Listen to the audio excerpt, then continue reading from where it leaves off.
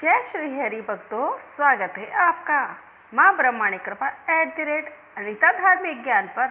आज हम बात करेंगे भगवान विष्णु की। जो वो नींद में सोते हैं तभी सृष्टि की रचना कौन रचता है? आइए जानते हैं। क्या आप जानते हैं कि जब भगवान विष्णु सोते हैं तब सृष्टि का संचालन कैसे होता है? क्या वाकई उनकी योग निद्रा में छिपा है संपूर्ण ब्रह्मांड का रहस्य? आइए जानते हैं क्षीर सागर की इस अद्भुत कथा के माध्यम से। हिंदू धर्म में भगवान विष्णु को सृष्टि का पालक और संरक्षक माना जाता है। वे ब्रह्मांड के संतुलन को बनाए रखते हैं और जब भी धर्म पर संकट आता है अवतार लेकर दुष्टों का संहार करते हैं। लेकिन क्या आप जानते हैं भगवान विष्णु अपनी सृष्टि के पालन का कार्य एक विशेष अवस्था में भी करते हैं, अपने गहन निद्रा में, जिसे योग निद्रा कहते हैं। और यह निद्रा किसी सामान्य विश्राम की तरह नहीं है, बल्कि इसमें सृष्टि के निर्माण और प्रलय के गहरे रहस्य छिपे हुए हैं। ये सब इसी में जुड़ा है। क्षीर सागर की पौराणिक कथा से आइए इस अद्भुत रहस्य को विस्तार से समझते हैं। क्षीर सागर, जिसका शाब्दिक अर्थ है दूध का सागर, हिंदू पौराणिक कथाओं में वर्णित एक दिव्य महासागर है। इसे विष्णु लोक या वैकुंठ का एक हिस्सा माना जाता है।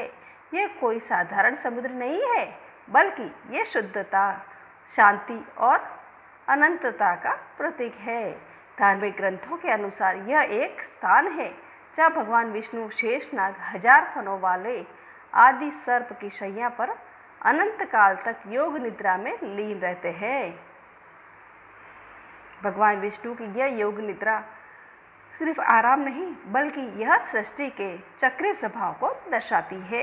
जब भगवान विष्णु योग निद्रा में होते हैं तब यह सृष्टि प्रलय काल का प्रतीक होता है, जहाँ वह सब विलीन हो जाता है। और जब वे जागते हैं तो एक नई सृष्टि का आरंभ होता है। केवल भगवान विष्णु की शैया ही नहीं, बल्कि अनंत काल और ब्रह्मांड के आधार का भी प्रतिनिधित्व करते हैं। शेषनाग के फन भगवान विष्णु के छत्र प्रदान करते हैं और उनके शरीर पर भी भगवान विश्राम करते हैं।